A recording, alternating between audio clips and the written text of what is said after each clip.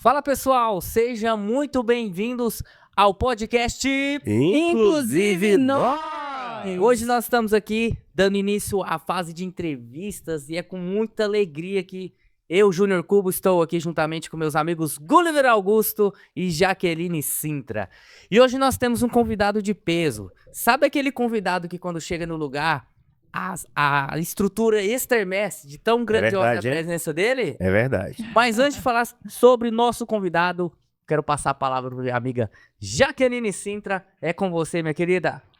Oi, oi, oi, gente! Como é que vocês estão? Espero que sejam todos bem, assim como eu estou. Estou muito feliz de estar com vocês aqui hoje. É uma honra, é um prazer. Meu coração tá que é raspassadas aqui. E aí, Gulliver, como é que você tá? Por aqui tudo ótimo, excelente. Bom dia, boa tarde, boa noite para você que está nos ouvindo. Uma honra estar na presença de vocês para esse que é um podcast cujo objetivo é falar de inclusão, é falar de assunto sério, mas de uma forma descontraída, de uma forma leve, porque aqui o impacto é real. Não é isso, meu povo? É isso aí, senhor Gulliver. E vamos falar um pouquinho do nosso convidado. Aê! Nós temos a honra de fazer a abertura com ele aqui, as entrevistas. Ele que vamos lá para o currículo do nosso querido. É grande, hein? Ele é coordenador pedagógico da Escola Superior do Ensino Superior do Ministério Público de Goiás, além de membro da Academia Goiana de Direito e da Academia Goianiense de Letras. Com vocês, Dr. Márcio. Seja bem-vindo, Dr. Márcio. Seja muito bem-vindo. Queridos amigos Jaque Sintra, Júnior Cubo e Gulliver Augusto. Que honra! Eu queria agradecer do fundo do coração, tá, pelo convite que vocês me fizeram. Ainda mais agora, sabendo que eu estou sendo o primeiro entrevistado. Né, a honra é nossa. O peso é maior, né? Então eu queria agradecer do fundo do coração. Tá? Obrigado pelo carinho, obrigado pela generosidade, obrigado pela oportunidade de a gente conversar um pouquinho a respeito de um assunto que nem deveria estar na pauta do dia. Mas deveria fazer parte da nossa realidade há muito tempo, mas a gente sabe que, infelizmente, não é verdade. Tá? Então, obrigado pela chance da gente poder bater um papo a respeito de inclusão. É uma alegria muito grande poder estar aqui com vocês hoje. Obrigado. Nós que agradecemos. Que honra! Gente, eu quero comentar aqui, falar um pouquinho. Quando eu conheci o doutor, que hoje é Márcio apenas. Eu fico feliz que seja assim, por favor. Quando eu conheci, foi numa rodada. O senhor lembra, doutor? Foi numa rodada de conversa. E eu fui chamar. Você quer falar rodada de cerveja, olha aí. Quelinho de Deus. Ó, mas eu tô dentro, só chamar que eu tô dentro. Eu não nego, não, viu? E nessa rodada, estavam pessoas lá no púlpito, que foram convidadas. O Márcio estava lá sendo um dos entrevistados, e eu lá na plateia e tal, e eu fui chamada a falar. E o que eu achei interessante, porque quando eu comecei a falar sobre a vivência que eu tenho dos atendimentos na clínica, né, doutor Márcio, ele me ouviu com um coração tão aberto, mas assim, eu não soube até então. E aí outras pessoas começaram a falar e ele levantou a mão para falar também, e ele falou assim: olha, eu quero falar o que a doutora ali falou. E eu fiquei assim: doutora, quem é a doutora? Aí outras, eu. Foi desse jeito. Eu. Aí eu quietinha lá, porque eu sou psicopedagoga, né? Não tem o pronome, não chama doutor, né? E aí eu falei: gente, o doutor Márcio, que honra, meu Deus do céu. Eu falei: sim, doutor. E você falou muito bem sobre a vivência que tem, né, acontecido dentro da sua casa, de tudo que a experiência que você tem. E eu falei: olha o quanto as pessoas, quando elas estão interessadas em ouvir, elas captam mesmo com o coração. E aquele dia ali foi para mim assim, eu voltei para casa falando assim: doutor Márcio me ouviu. Então, muito obrigada, muito obrigada, muito obrigada mais uma vez. Ai, Jaque, com certeza eu ouvi muito feliz. Tá? De verdade, a sua contribuição foi essencial. A gente está numa roda de conversa, a ideia é essa, né? Todo mundo contribuir. E a sua contribuição foi muito importante.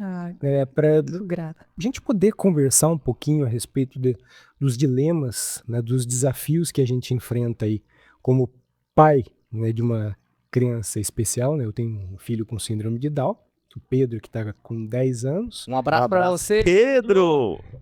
Obrigado pelo carinho, viu? Vou transmitir. Lindão, tem que trazer. Vou trazer, na próxima eu trago. Nada melhor não. Haverá muitas mais. A parte de derrubar o estúdio é com a Jaqueline, né? Pode estar Vou tranquilo. deixar pra ela. Pode ter certeza. Me mandaram ficar quietinha, gente. Não posso nem me movimentar. Tô aqui, estática. Mas os desafios são gigantescos, né? Eu acho que a inclusão a gente vai vivenciando etapa a etapa. Nesse momento da vida do Pedro, a inclusão mais importante que a gente tem tentado aí superar algumas barreiras é a inclusão educacional. É mais óbvio que a educação também se estende para tudo, né? No aspecto mercadológico, né? Depois entrar no mercado de trabalho, a inclusão no âmbito social, daí vai. Mas um grande desafio é a educação, é a inclusão na seara da educação. Ótimo.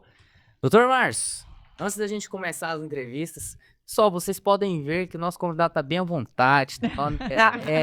E é isso aí que a gente quer passar para vocês. Um papo leve, descontraído, mas com informações relevantes para você que tá em casa, para você que tá nos vendo, para você que tá nos escutando. Doutor Márcio, antes de tudo, da gente começar as perguntas, a gente quer saber quem é o senhor, o que o senhor faz, antes de ser o doutor Márcio, né, titularizado, o que o senhor é antes disso? Eu sou uma pessoa abençoada por Deus. Amém. Tá, de verdade. Eu tava vindo pra cá, eu tava pensando nisso. Eu não sei por que cargas d'água no caminho de casa pra cá me veio isso na mente. Eu sou uma pessoa que está sempre em busca do autoconhecimento e de tentar melhorar como ser humano. E eu passei por várias etapas na minha vida. Tive uma infância muito tranquila. Eu sou de 78, nasci em Presidente Prudente, interior de São Paulo, em 1978.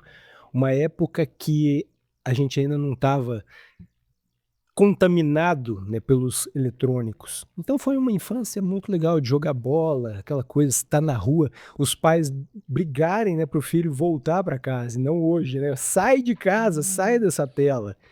Só que daí eu entrei na adolescência e alguma coisa mudou. E mudou muito. Na adolescência eu entrei num processo de autodestruição muito pesado. Literalmente.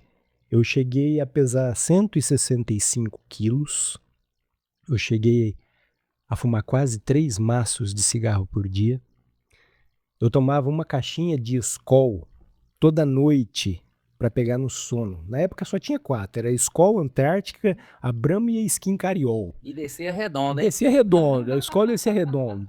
Então eu estava vivenciando aquele processo durante a adolescência, daí entrou em cena uma pessoa que me resgatou. Tá, lógico que isso é obra de Deus, né? Eu estou me referindo à minha esposa. Tá, ela entrou em cena ali durante a minha adolescência e por circunstâncias da vida a gente foi fazer psicologia junto. E fazendo psicologia, para tentar me entender, eu percebi que aquela amizade que eu tinha iniciado com ela estava ficando um pouco colorida.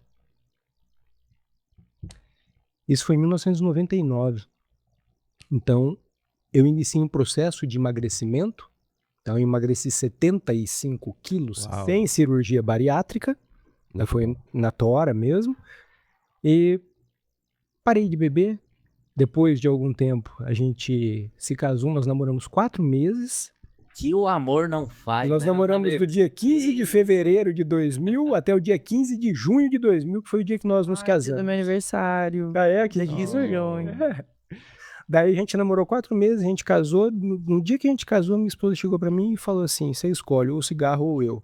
E ela não brinca, ela fala sério. Então foi assim que eu parei de fumar. E isso daí me voltou de novo pro trilho. Sabe, eu tinha saído durante a adolescência, tudo que vocês puderem imaginar de besteira que uma pessoa pode fazer, eu fiz durante a minha adolescência. Mas por intervenção divina e por força do amor, eu retomei ali o trilho. E a partir de então, as coisas começaram a acontecer na minha vida, tá? De uma forma que nem eu podia imaginar. Tá? Parece que tudo, Deus estendendo a mão, as coisas começaram a dar certo. E depois veio o Pedro. Eu me casei lá em 2000, né? Faz 25 anos que a gente está junto, né? Comemorando os bodas de prata agora recentemente. Mas em 2015, nós ficamos 15 anos sem ter filho. a gente não pensava, na verdade, em ter filho de uma maneira muito, assim, séria, né? Então, a família cobrando, dizendo, cara, passava 1 ano, 2, 3, e os filhos? Não sei. Daí um dia a gente estava assistindo Denis o Pimentinha. Nossa. Eu lembro dessa cena, tava o Walter Matthau, o ator principal lá do filme, conversando com a esposa, a senhorinha lá que eu não lembro o nome, e eles fazem a seguinte pergunta. Eles não tiveram filhos. E o Denis, o Pimentinha, era vizinho deles. E se a gente tivesse filho? Como teria sido a nossa vida? E a partir daquele instante, a gente começou a descuidar, né? A questão do anticoncepcional ficou um pouco mais de lado, tal, aquela coisa toda. E veio o Pedro. 15 anos depois do nosso casamento, veio o Pedro, que foi a cerejinha no bolo, tá, desse processo de humanização que eu precisei passar, desse processo de autoconhecimento, de melhorar como pessoa, melhorar como ser humano. Tá? Então eu não tenho dúvidas, e agora mais recentemente, né, eu até falava com a minha esposa assim, nossa, se a gente tiver um outro filho, acho que vai ser concorrência desleal, porque o amor que eu sinto pelo Pedro é tão forte, tá? Mas o que aconteceu? Deus de novo vem, passou 8 anos depois do nascimento do Pedro, vem a Maria. Um abraço também pra Maria, né, pessoal? Linda princesa.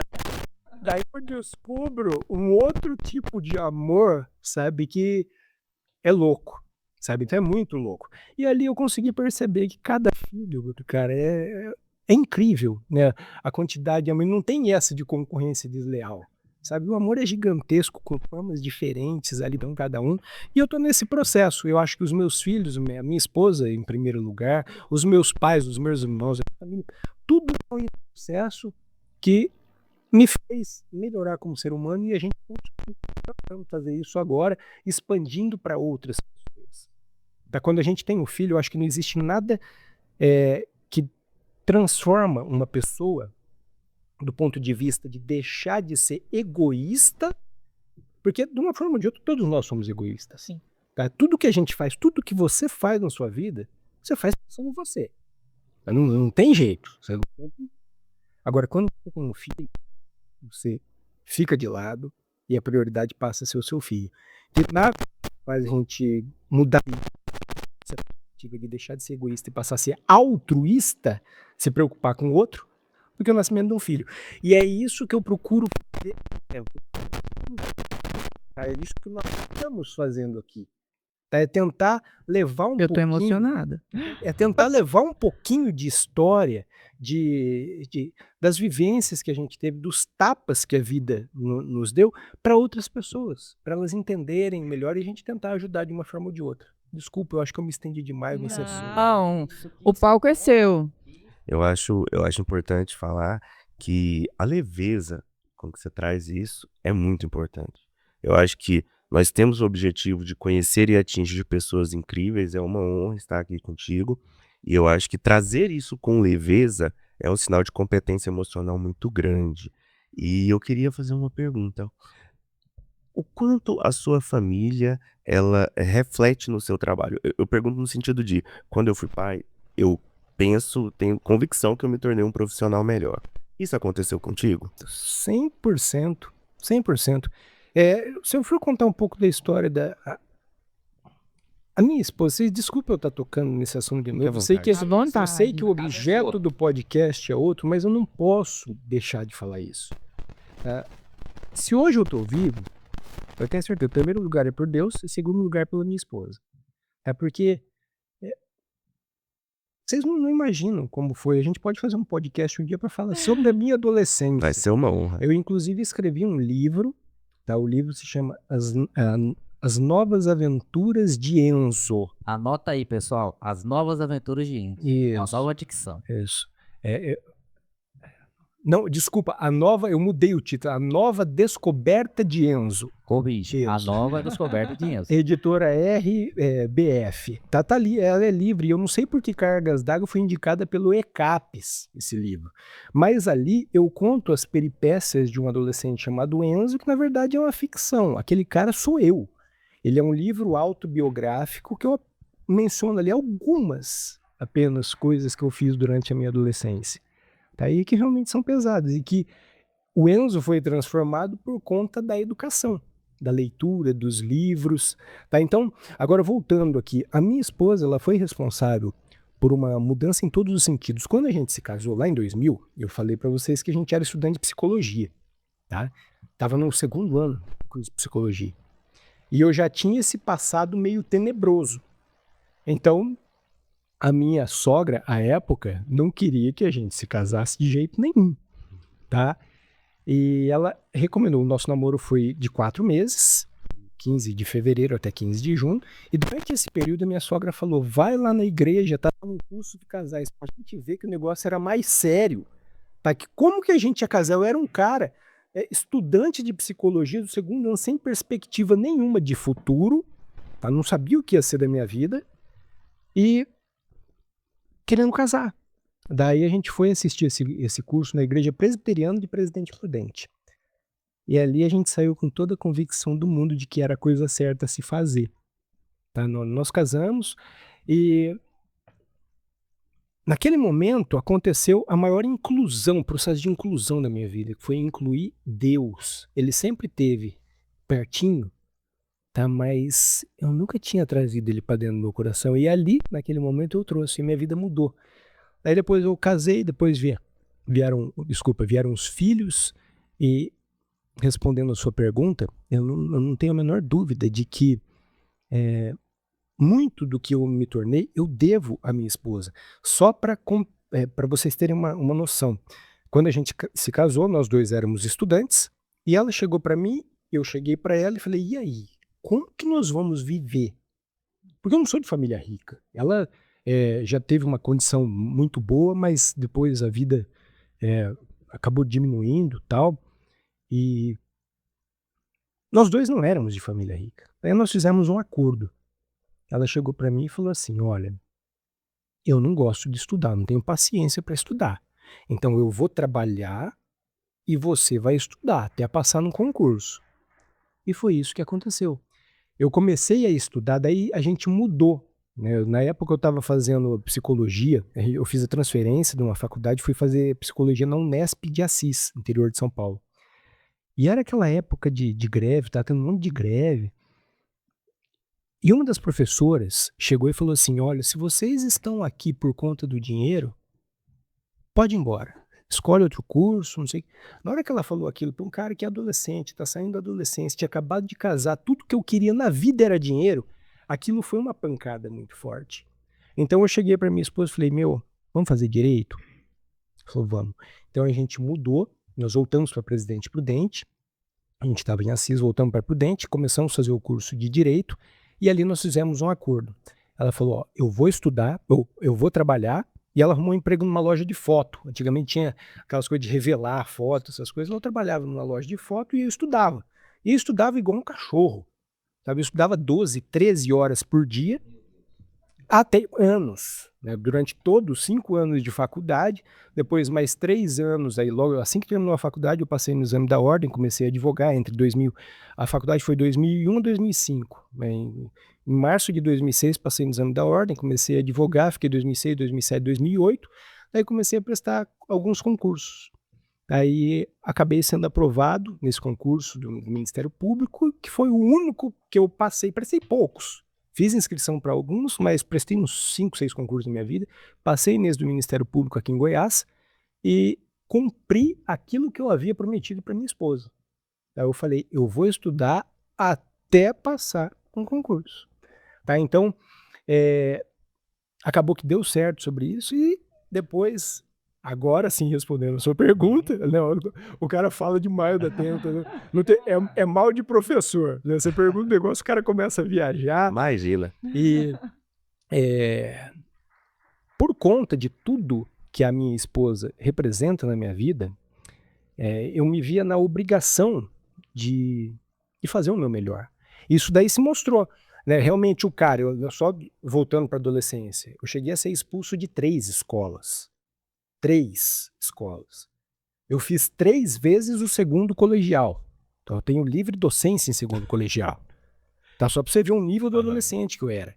Daí depois que entrou a minha esposa na parada, você vai estudar enquanto eu vou trabalhar, eu saí da faculdade como melhor aluno da turma, né? Recebi a comenda Antônio Eufrásio de Toledo por conta disso. E as coisas acabaram a acontecer. Era uma dívida de gratidão que eu tinha em relação à minha esposa e que se aumentou significativamente depois do nascimento do Pedro. Eu quero fazer tudo o que eu procuro fazer, tudo que eu faço na minha vida, eu procuro sempre fazer bem feito. Então, respondendo agora a sua pergunta, a família tem um peso fundamental, né, para que eu procure sempre fazer o meu melhor. Tá? É o mínimo que eu posso fazer para retribuir tudo que eles representam para mim. Cara, eu acho que eu não posso deixar de comentar. Isso aqui é uma mentoria. Sério, é uma honra escutar. Eu acho que pra você que tá em casa, que tá escutando a gente, que tá vendo essa mensagem, entenda. O objetivo do nosso podcast é justamente tratar de desenvolvimento humano, de inclusão, falar de empreendedorismo, mas isso aqui é uma masterclass. Caramba, uma coisa que me deixa, que fica bem nítida na sua fala, é a presença de princípios.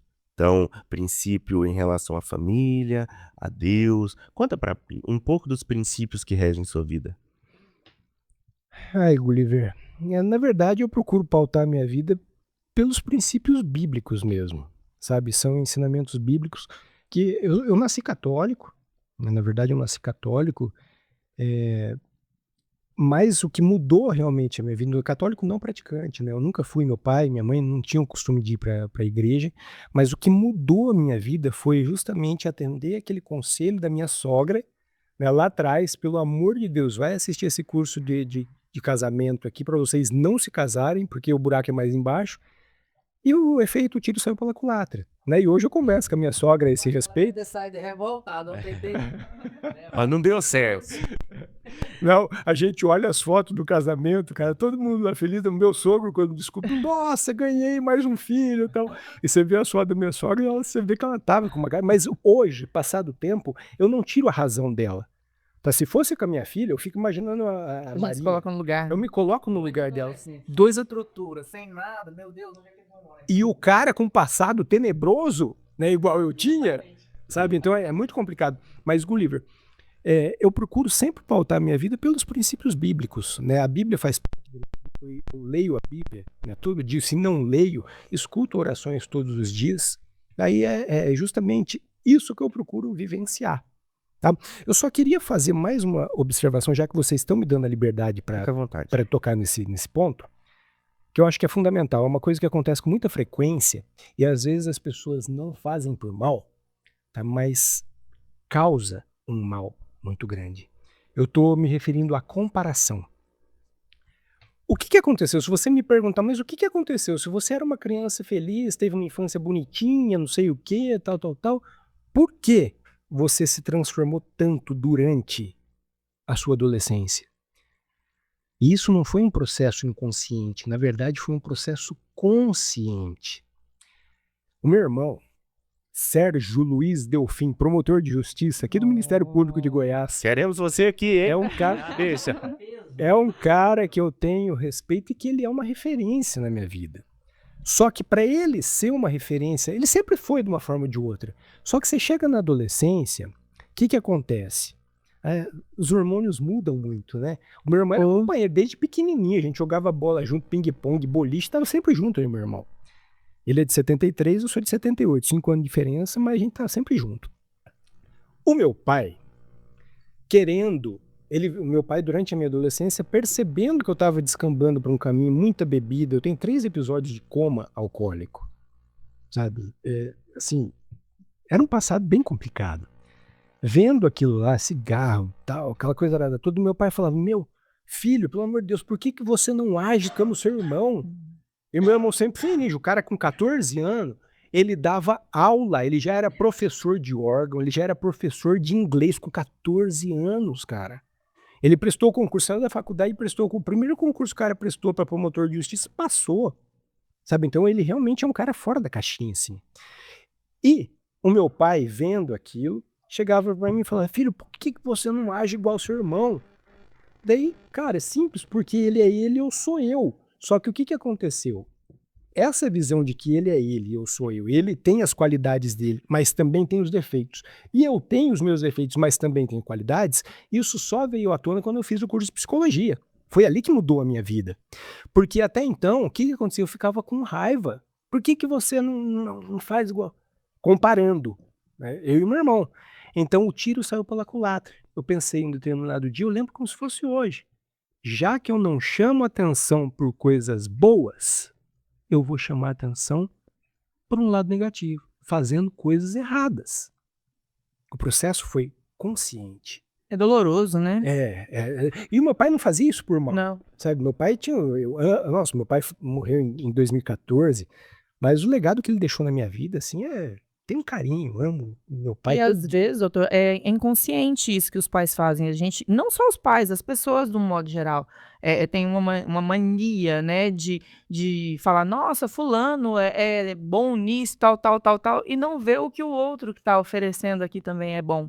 Então, se a pessoa não tiver uma estrutura como o senhor não teve na época, ele não vai entender que está falando só bem daquele. Ele vai falar, poxa, eu sou ruim. Nossa, então só fulano que é bom. Exatamente O isso. que eu tenho de bom? Qual que é meu talento? Eu não tenho talento? E quando a gente coloca a lupa de volta para nós, a gente não enxerga as qualidades. É muito mais fácil a gente colocar aqui na nossa conversa aqui, você me perguntar quais são os defeitos. Eu tenho 1 milhão. Bom, eu sou comigo para muito falar. mesmo, muito.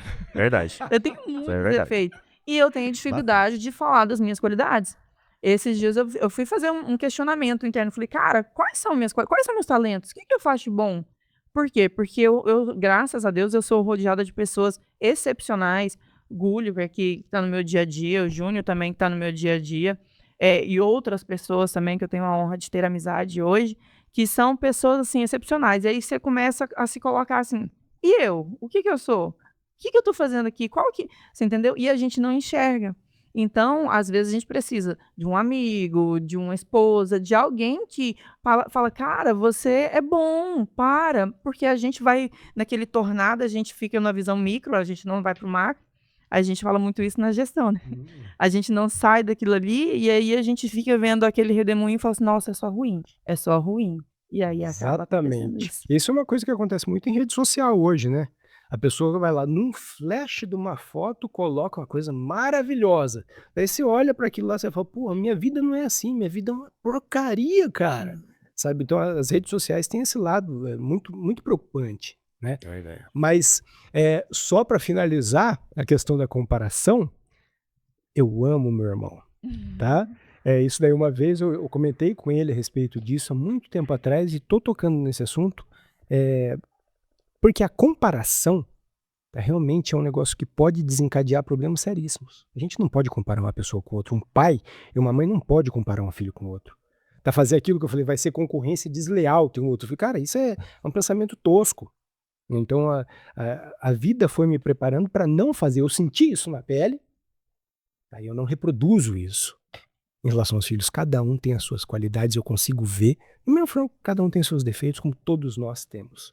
Tá? Então, Sérgio, meu querido, eu te amo. Você continua sendo a minha referência. Que lindo. Que aula.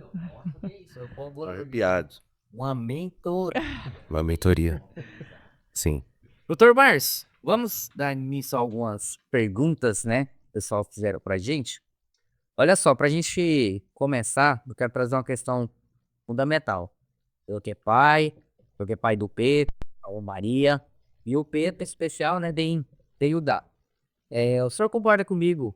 E eu pergunto, né, se as escolas estão realmente preparadas para receber esse tubo especial nas escolas, se tem uma estrutura montada, especializada, o senhor que vive isso na pele. O que o senhor fala aqui pra gente? Júnior, eu poderia te responder essa pergunta de duas maneiras distintas. A primeira delas, com base naquilo que nós vivenciamos na prática. Perfeito. Tá? Com base naquilo que nós... A Jaque sabe dessa história, porque lá naquele dia da roda de conversa eu falei. Nós rodamos aqui em Goiânia, nós passamos aqui em Goiânia, fizemos entrevistas aqui em Goiânia em 16 escolas particulares. E dessas 16, em boa parte delas a gente vivenciou ali coisas inimagináveis. Tá? Inimagináveis.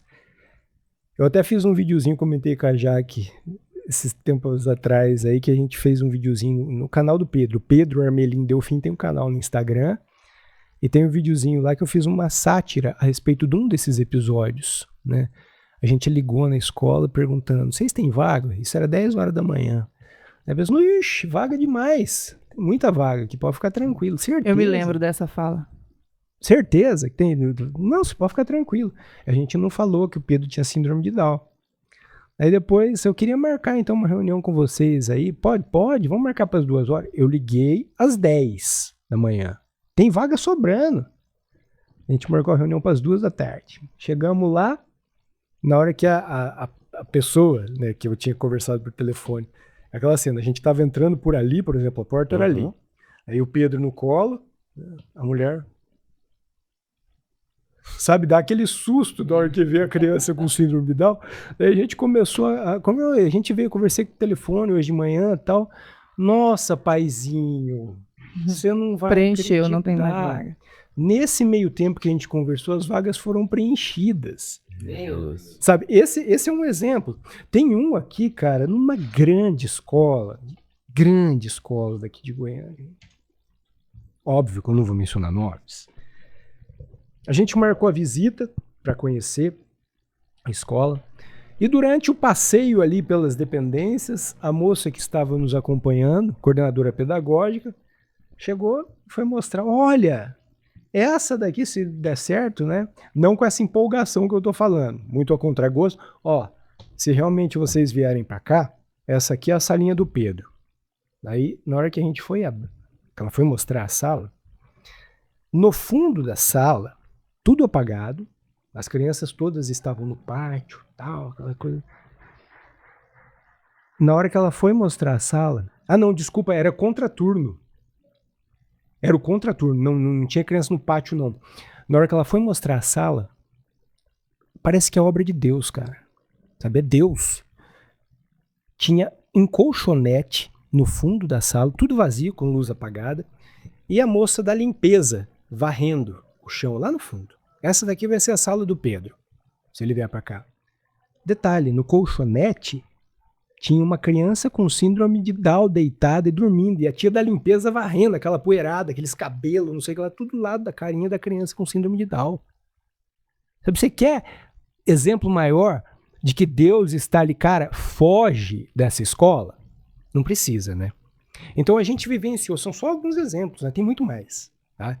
Mas, respondendo a sua pergunta, com base no nosso conhecimento prático, eu não tenho medo de afirmar que a imensa maioria das escolas não estão preparadas para receber crianças com algum tipo de deficiência. Eu já vou entrar num aspecto um pouco mais teórico, apontando os motivos. Mas depois, agora mais recentemente, eu ministrei uma palestra lá no Ministério Público, no auditório do MP, falando, uma roda de conversa sobre inclusão também. E daí eu fui estudar alguns dados, né, para não ficar só na minha experiência de vida. Eu quis trazer alguns dados concretos. E ali, cara, para minha surpresa, eu descobri que 94% dos professores que atuam na educação infantil, eles não têm preparação em educação inclusiva, educação especial. Isso não é dado meu, não. Isso daqui é dado do MEC. Tá? A última pesquisa foi feita em 2022. 94%. Mas daí você passar, então você não acredita na inclusão? Se eu não acreditar, você não estaria aqui. Eu acredito. Porque se você olhar a pesquisa anterior, acho que é de 2016, era 100%. 100% dos professores não tinham formação, né, continuada nessa área de educação inclusiva. Daí vem 2022, 6% já adquiriram essa formação. Então é um processo lento, sabe? É um trabalho, você planta hoje, você vai ver os frutos disso daqui a gerações. Mas a gente tem que fazer, tem que iniciar. Dados do Tribunal de Contas lá do estado do Paraná, eles fizeram uma pesquisa com os professores, 74% dos professores, 75% dos professores afirmam no questionário: eu não tenho a menor ideia de como lidar com uma criança com deficiência. Eles não sabem como lidar. Então, essa é uma realidade, tá, que eu te provei aqui de maneira prática e de maneira teórica, com números. Mas, em resumo, quais são? Eu apontei aqui 4 motivos que demonstram claramente que as escolas, de uma forma geral, tá óbvio que tem escolas, igual o Pedro está matriculado hoje numa escola, que está fazendo o possível e o impossível. Eles estão abrindo as portas, falando: família, me ajuda. E quando isso acontece, você está no céu. Porque a imensa maioria das escolas se fecham. Vai querer colocar um psicólogo lá para conversar com a equipe da escola? Não, nós já temos nosso psicólogo. Vai querer colocar um psicopedagogo para... Não. Ou se aceita, é muito a contragosto, ouve aquilo que o psicopedagogo fala e depois não aplica nada. Agora, a escola que o Pedro está atualmente abriu, falou: ajuda, vamos trabalhar em parceria. E eles têm feito um trabalho sensacional. Inclusive, o doutor estava lendo uma matéria ontem. Não sei se o senhor conhece o goleiro Cássio. Sei. Foi campeão mundial pelo Corinthians. Hoje ele joga pelo Cruzeiro. E a matéria falava, ele falando que dói na alma.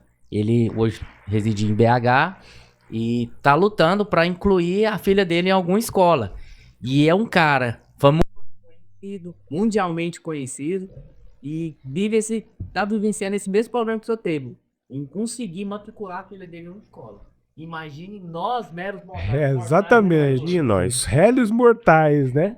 É o que você falou, é verdade. E lá em BH a gente sabe dessa realidade, porque a psicóloga nossa que eu digo, é porque era para ser pro Pedro. Nossa, o Pedro tá dando muito trabalho. O cara, pelo amor de Deus, só faz bagunça, tal. Daí a gente foi atrás da psicóloga e foi indicada a Carol, lá ela é de Belo Horizonte. Ela falou: quem precisa de psicólogo são vocês dois. São os pais, não é o Pedro, não. O Pedro, criança, faz bagunça mesmo. Tá certo?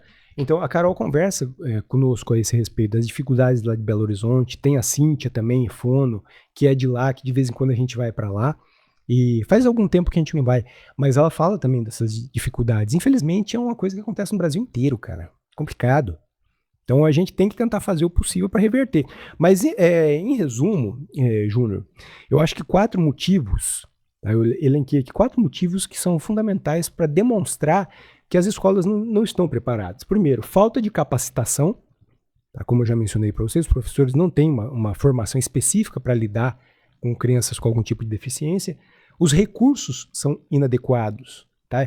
Adaptação, cara, você quer um ponto mais polêmico do que adaptar material escolar para criança? As pessoas simplesmente não sabem adaptar. Você pega, por exemplo, o Pedro já passou por escolas, cara, o Pedro conta até 10 ali, estourando. Daí você pega uma atividade de matemática, tem lá, Zezinho ganhou 112 bolas de gude. Eu não sei responder essas coisas aí não, hein? Imagina. Não, Tá bom. como que você vai ensinar uma criança com Down? Você tem que ser concreto. A criança com síndrome de Down em especial, se você não tornar concreto, palpável, visível aquilo lá, o cara não vai entender nunca. Não. Tá? Então, por isso que é fundamental. Ela entrega lá as atividades para a criança, tudo em preto e branco, com uma letrinha minúscula desse tamanho. Nada Isso não adaptável. serve para nada. Você tem que adaptar, você tem que trabalhar com imagens coloridas, letras grandes e a realidade da criança. Zezinho tem 10 bolas de gude. Entregou 4 pro Huguinho. Ficou com quantas? É isso. Tá? É trabalhar essa realidade. Então, recursos inadequados, o que mais? Apoio especializado insuficiente. A maior parte das escolas, se você for parar para pensar, não tem uma equipe multidisciplinar ali para dar o respaldo necessário. Não tem um psicopedagogo, não tem um psicólogo, não tem uma pessoa com formação em educação inclusiva. Na verdade, só jogam a criança lá dentro, tipo assim, Se vira! amigo. É isso mesmo, é exatamente isso. Então, essa falta de uma equipe multidisciplinar para saber lidar ali com as especificidades da criança, isso daí também é outra prova de que as escolas não estão preparadas. E o último motivo é a infraestrutura física, né, limitada. Às vezes precisa ter lá uma rampa de acesso, tá? Não tem, só degrau, precisa ter um elevador, não tem, piso tátil, não tem. Tá? Então, em linhas gerais, infelizmente, respondendo a sua pergunta, as escolas, na imensa maioria, não estão preparadas para receber crianças com algum tipo de deficiência, crianças neurodivergentes. Inclusive, Cássio, Olino, que estiver nos ouvindo, você pode ser nosso convidado aqui também. A agenda tá cheia, mas a gente dá um jeito, Aí sim, viu? Mas você acabou comentando, e aí nesse ponto de a necessidade de uma acessibilidade maior, falamos do ponto de vista das escolas. Agora, para além das escolas, você acha que estão os espaços públicos, os espaços de lazer, porque são seres humanos e eles precisam se divertir, eles precisam estar em contato com outros seres humanos. Você percebe a preocupação de melhora? Como que você acha que está o acesso à informação para as outras pessoas? Porque ainda tem muito preconceito, não é verdade? Exatamente. A respeito disso daí, o Gulliver, nós temos basicamente 4 tipos de acessibilidade, tá, que precisam começar a existir. A gente precisa superar aí 4 tipos de barreira, falando de outra forma, 4 tipos de barreira, né, que são fundamentais para a gente conseguir falar realmente em inclusão. Tá? Porque você pensa muitas vezes em acessibilidade, né, você só pensa em rampa. Sim. Né, rampa de acesso. Limita-se, né? Vai muito além. Tem a acessibilidade que é arquitetônica. A acessibilidade arquitetônica é isso daí Que falta mesmo. também. Falta muito. Né? Você construir uma rampa de acesso, Portas, banheiros. banheiros para pessoas com deficiência, o piso tátil, isso daí precisa ser feito. Tá? É uma espécie de acessibilidade. Mas a mais importante das acessibilidades que a gente precisa trabalhar é a acessibilidade atitudinal, que está relacionada com o comportamento das pessoas, né? Superar os preconceitos. Perfeito. Tá? Isso daí, isso que vocês estão fazendo, que nós estamos fazendo Inclusive hoje, nós. inclusive nós, é fundamental. É justamente por isso que eu falei, vocês não têm a ideia do serviço público, de utilidade pública que vocês estão realizando aqui. Tá? É muito importante a gente conscientizar, a gente educar, a gente tratar desse assunto para fazer parte da nossa realidade e a gente mudar. Tá? Muita questão relacionada ao preconceito. É porque existe muito fato de a pessoa só ver quando ela sofre a dor. Né? Enquanto você não vivencia. Eu, antes de ter um filho que teve várias dificuldades, eu não sabia desse mundo. Eu não sabia nem do mundo infantil. Eu trabalhava em outra área, em outro setor, e enfim. Então, quando você não vivencia, você não tem noção. Para mim, me cabe aqui, tá tudo certo e vida que segue. Porque nós somos egoístas, né? Como o senhor havia dito. Então, a questão maior é que as pessoas não sabem da dor do outro e está tudo bem. Exatamente. Quando nós aqui podemos falar que somos uma equipe multi, né? Nós trabalhamos com todos os tipos de criança. Então, quando a gente vê, a gente começa a chegar em qualquer ambiente que seja e a gente fala, cara, não dá para colocar um cadeirante aqui ou uma pessoa que tem uma dificuldade outra de locomoção que seja, uma criança tal. E eu conheço, por exemplo, pessoas que já vieram de clínicas mesmo, terapeutas mesmo, que falam, nossa, essas crianças gritam demais. E como que uma criança já grita demais? Normal. Se você não entende aquele universo infantil, você não vai soar bom, entendeu? Então, quando você não tem a dor, não adianta. E o que a gente está buscando aqui é mostrar para todo mundo que essa realidade, ela bate a porta de todo mundo. Tá? E com a crescente que teve, se não me engano, agora está 40 e, por exemplo, no autismo, 44. 46, não? Acho que é quase 50, né? Tanto é que teve outras questões aí que estão falando sobre se o autismo está sendo provocado por vacina, é por isso, que aquilo outro, tá? O Kennedy lá tá falando e tal, que não vamos entrar em detalhes, mas o que aconteceu? As pessoas só despertaram, se a gente parar para observar, porque se tá tendo essa crescente de quase 50 por... Quem que vai cuidar de nós? Né? Daqui, nós estamos com 40. E contando. Maravilhosa, meu bem. Então, com 40, 30, tá? Quem que vai cuidar de nós? Porque nós precisamos, né? E essa geração, eu acho isso é de mim, que bateu a porta. Opa, peraí.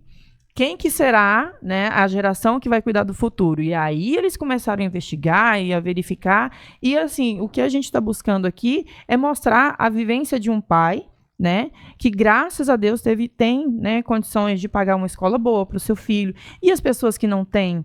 E as pessoas que não têm nem o conhecimento dos seus direitos? Quantos pais chegam até a mim e falam sobre o BPC Loas, o que pode, o que não pode, sobre as leis? A população não sabe de nada. Nós sabemos um pouquinho mais porque, assim, dentro do nosso atendimento, dentro do que nós trabalhamos, nós somos obrigados a estar aprendendo de tudo. Até fármaco a gente tem que saber, para saber como é que o organismo de uma criança, né, reage quando ela está medicada, quando ela não está, até para uma intervenção quando necessária. Mas a população não sabe. E ninguém busca falar sobre. Foi quando nós falamos sobre o curso, né, que eu havia apresentado a você, Márcio, sobre uma necessidade de ter ATs especializados em todas as áreas, gente. Nós precisamos de ter em escola, a gente precisa de ter esparramado para ir o conhecimento do modo geral. É fundamental. Você tocou num ponto, já que eu acho, só fazendo um parênteses, antes do Pedro nascer, a gente durante a gravidez a gente não sabia, é uma coisa tá louca, né? O Pedro nasceu o coração dele é feito no hospital com 5 meses de vida. Ele nasceu com uma deficiência chamada defunto do septo átrio ventricular na forma total. Em resumo, as paredes que dividem lá os átrios e os ventrículos, né, são abertinhas, veio faltando uma válvula e tal. E durante a gravidez da minha esposa, a parte ela fazia a minha esposa noiada, né? Louca. No caso, acho que o que eu filé era o fixo, o quê? Ultrassom. As coisas podem bater, apagar, vai de perto. E a oração do meu filho é a parte mais elogiada. O médico, nossa, bate, não sei o quê. Daí depois, a gente não sabia da síndrome de Down, passou longe, descartou, fez a translucência nucal, né? Passou longe. Depois, no dia do nascimento, nasceu com síndrome de Down. E até postura. Até uma questão relacionada a... Desculpa o termo, mas a indelicadeza, tá, de muitos médicos no momento de dar a notícia. Sabe, é um momento tão... Uma frieza, né? É um momento tão complicado, assim, pega de surpresa. Daí o médico que fez o parto chegou, não sei se você reparou, desse jeito, não sei se você reparou. Eu olhei para ele, reparou o quê? O seu filho tem síndrome de Down. A notícia foi dada dessa forma, né? Então, só fazendo um parênteses aqui, antes do Pedro nascer, da gente começar a conviver, né, com a deficiência, com a diferença nesse aspecto, eu não sabia. Eu estava andando na rua, por exemplo, e vinha uma pessoa na direção contrária que tinha algum tipo de deficiência, estava numa cadeira de roda, qualquer coisa nesse sentido, eu não sabia como agir. Sabe, será que eu olho, será que eu não olho? Eu olho bastante ou olho pouco? Será que eu relo ou não relo? Eu cumprimento ou não cumprimento? É uma coisa tão tosca, mas se isso aconteceu comigo, eu acho que acontece com muita gente, né? Não saber. E na verdade, como lidar? Da forma mais natural possível. É só você não olhar para a deficiência. É um ser humano, né? Olha para o ser humano. Então, da mesma forma que eu chego, eu tenho o hábito de cumprimentar todo mundo. Sabe, eu tô lá no Ministério Público, desde a moça da limpeza da Copa até o Procurador-Geral de Justiça, todos. Eu cumprimento da mesma forma. E a mesma coisa para uma pessoa com deficiência. Eu não vou fazer nem a mais e nem a menos. É natural, é um ser humano ali. Se você chega para um outro e fala, olá, tudo bem, bom dia? Vai passar por, olá, tudo bem, bom dia. É isso, é tratar a deficiência com naturalidade. Tá? Então, só para fazer realmente a gente muda a nossa maneira de enxergar quando a gente sente isso na pele. Tá? Então, você tem total razão na sua observação. Márcio, meu querido, então, já encaminhando pra gente encerrar, o papo tá maravilhoso, mas a gente tem... A gente podia ter mais tempo, né, Sr. Orgulho? Vamos só revisar aqui uma situação. Você trouxe pra gente 4 pontos. Tem como você falar mais brevemente sobre cada um deles? Bom, eu acho aqui, Gulliver, que eu queria tocar num assunto Deixa eu ver. São tantas coisas, eu fiz tanta... É sério. Eu queria tocar nesse ponto aqui, ó. Um aspecto que a gente trabalha, que vai acabar fazendo um resumo do que já foi mencionado, mas também vai tocar em outro aspecto, que eu acho que é fundamental. O que falta em políticas públicas, né, para a gente trabalhar a inclusão, não como um mero discurso, mas realmente como uma coisa concreta, como uma realidade? Existem, a meu ver, 4 aspectos que precisam ser enfrentados. Primeiro é o financiamento adequado. Não tem jeito, cara. Dá mais trabalho, envolve mais custo, então é preciso que o governo, através de políticas públicas, invista mais na capacitação de profissionais. Tem que colocar o dinheiro ali para formar equipes multidisciplinares, pessoas com formação continuada. Então tem que ter esse investimento. Um outro aspecto que eu acho fundamental é estimular a inclusão. E como que a gente poderia fazer para estimular a inclusão? Aqui a gente já puxa a brasa um pouco para a própria iniciativa privada. Porque você pensa, por exemplo, aqui eu vou fugir um pouco da inclusão educacional, né? Que era o foco principal da nossa conversa e acabou migrando para outras coisas. E a inclusão sob a perspectiva do mercado de trabalho. Tem muitas empresas, quando a empresa é grande, a partir de 100 funcionários, por exemplo, a empresa ela é obrigada por lei a contratar pessoas com deficiência. E existe uma margem, uma porcentagem, né, de pessoas que são contratadas, que varia de 2% a 5%. Tá? Então, empresas com 100 funcionários têm que contratar 2%. Empresas com mais de 1.000 têm que contratar 5% de funcionários com pessoa com deficiência. Cara, mas não basta só contratar para cumprir a meta. Né? Tem que fazer as adaptações necessárias dentro da empresa, precisa trabalhar na conscientização dos demais funcionários em relação a isso. Mas, o que precisa? Se você conceder, por exemplo, incentivos fiscais para as empresas, mexe lá no bolso do empresário. Tá? Dá um benefício fiscal para ele, para você ver se ele não vai ter mais interesse em trabalhar em relação a esse aspecto. Tá? Então isso é fundamental e o mais importante de tudo, a meu ver. Nós precisamos começar a trabalhar com um plano nacional de inclusão. Isso precisa ter um plano nacional, que não seja um plano de governo, mas sim um plano de Estado. Porque o governo muda, a cada 4 anos muda, e se a gente trabalha com plano de governo, na hora que mudar o governo, vai tudo pro ralo. Tem que ser um plano de Estado que seja perpétuo, demonstrando ali os avanços que estão acontecendo em relação à inclusão, com dados realmente, indicadores, em relação a tudo aquilo que tem sido feito. Principalmente, doutor, com ser composto por pessoas que vivenciam isso. Entendeu? Exatamente. Porque você tem que colocar ali quem está no dia a dia no campo de batalha, né? E não ficar apenas discutindo o sexo dos anjos sob perspectiva teórica. Você tem que trazer ali pessoas que realmente possam contribuir, porque sentem na pele aquilo lá. Então, eu acho que em linhas gerais, né, esses pontos que eu mencionei aqui são fundamentais para a gente começar a pensar no amadurecimento, né, da inclusão em todas as perspectivas. Caramba, eu acho que assim, o que impacta o ser humano que está nos assistindo, que está nos ouvindo, não apenas o seu conhecimento técnico, mas a tua história de vida. A forma com que você antes se tornou um ser humano brilhante, um pai fascinante, um profissional dedicado, e eu acho que isso afeta as pessoas, porque as pessoas elas estão cansadas de escutar um discurso técnico que nunca se cumpre, mas quando elas começam a conhecer pessoas que vivenciam essa situação, eu acho que tudo muda, tá? Então, em nome do podcast, inclusive eu agradeço sua presença, assim, foi incrível. Inclusive, nós queremos você aqui mais vezes pra gente ter outras Com certeza, pautas. nosso padrinho. Vocês que estão nos assistindo. Para mim vai ser uma honra. De verdade. Eu agradeço do fundo do coração. Jaqueline, tem algo a falar aí pro nosso grande convidado? Só agradecer mesmo. Amei. Aulas.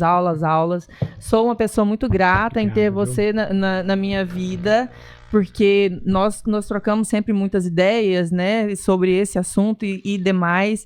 A gente se respeita muito, eu admiro a sua trajetória de longe, assim, é Assim muita porque é verdadeira. é muita coisa. Esse ano, por exemplo, teve premiações e mais premiações, tese em doutorado, academia de letras, assim, e eu lá aplaudindo, feliz Deu nem demais. tempo da gente falar sobre isso, né? Não deu. Então, Mas assim, eu volto depois pra Volta prosear. mesmo. Vocês perceberam Volta que eu gosto de prosear, então... mas é isso. Estamos mais enriquecidos ainda. Agradeço a presença de todo mundo aqui. Vocês são meus parceiros. Obrigada. Inclusive nós. gente. Então, pessoal, Inclusive nós. não se esqueçam, se inscrevam no canal, deixa seu comentário lá embaixo, fala se tá gostando, se não tá, escreve, marca quem que você quer ver aqui no podcast. Se inscreva também no Instagram, a gente começa a lançar cortes por lá e vamos ter muitas novidades em breve. Nossa, tá tem bom? uma lista legal aí, hein, gente? É uma lista de Tem peso. mesmo. Abrimos com chave de ouro. Abrimos com chave de ouro. Nossa. Foi maravilhoso. Com certeza. Melhor do que esperado. Doutor Márcio, Obrigado pelo carinho. que prazer. E pra gente encerrar esse episódio com chave de ouro, eu queria que você deixasse uma mensagem pro pessoal de casa sobre essa parte de inclusão mesmo, o que pode ser feito com total carinho, de coração mesmo, do que aquilo que o senhor vivencia. A gente sabe que... Eu falo a gente sabe porque eu faço parte de vários grupos, né, de inclusão, especificamente de síndrome de Down. E a gente sabe que, na prática, muitas famílias olham para os seus filhos, infelizmente isso acontece, olham para os seus filhos como um peso, um fardo, porque dá trabalho. Não adianta a gente ser hipócrita. A vida da minha esposa parou, literalmente, profissional, quando o Pedro nasceu. Tá? Então, uma pessoa que sempre gostou de trabalhar, desde os 14 trabalha, se privar disso daí, de ter o dinheiro dela, tá? É muito pesado. Só que tem que fazer, porque a gente vai morrer, isso é certeza, e a gente quer deixar o mínimo de condições para o nosso filho. Então, se eu tiver que dar um conselho para os pais, é o seguinte, agora eu vou olhar para a câmera e dizer: não olhe para o seu filho como um peso, como um fardo. Olhe para o seu filho como uma bênção divina que vai te transformar num ser humano muito melhor. Uou. Meu Deus. Merece uma salva de palmas. Caramba. Gente, obrigado, viu? Obrigada. Muito bom. Primeiro episódio do nosso podcast. Inclusive nós! Aê!